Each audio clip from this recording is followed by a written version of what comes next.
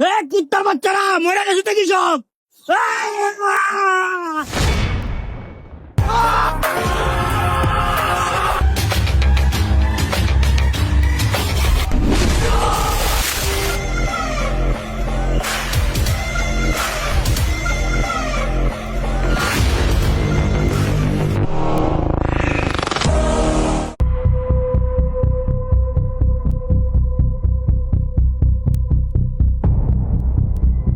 এই কয়েকটা লোক পাঠাতো এদিকে।